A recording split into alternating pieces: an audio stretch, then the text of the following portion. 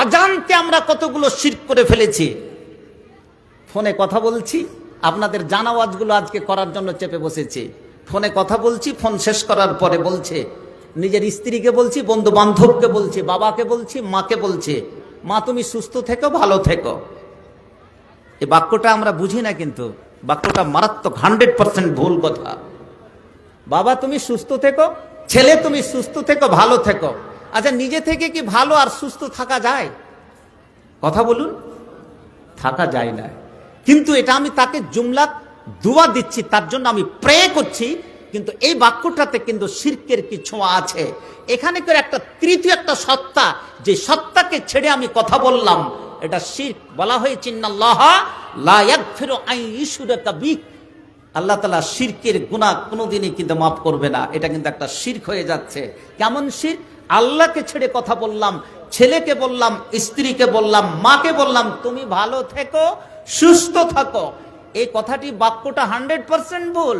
তার মানে নিজে থেকে কিন্তু সুস্থ থাকা যায় না। সুস্থ থাকতে গেলে একটা তৃতীয় সত্তার কি দরকার, সেটা হচ্ছে কি আল্লাহ তাআলার কি দরকার। কার দরকার?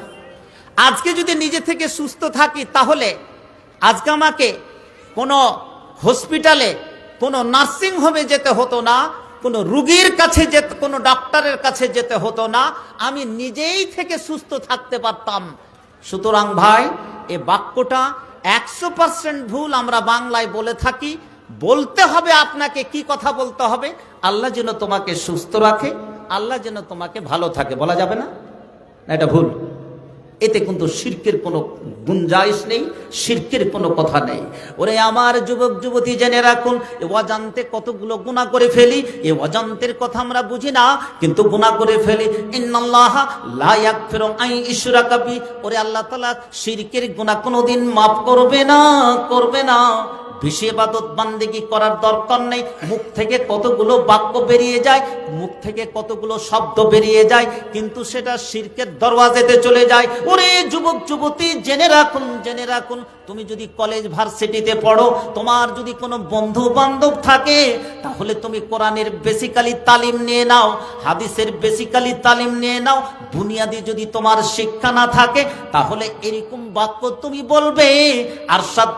আরশাদপুরের যুবক যুবতীরা এরকম বাক্য কি ব্যবহার করবে, যে বাক্যটা শরীয়ত সম্মত নয়, শরীয়তের বিপরীত রূপে কি সেখানে কি অবস্থান করবে। অতএব তুমি এই বাক্য থেকে নিজেকে গুটিয়ে নাও। একটা টিপস দিলাম।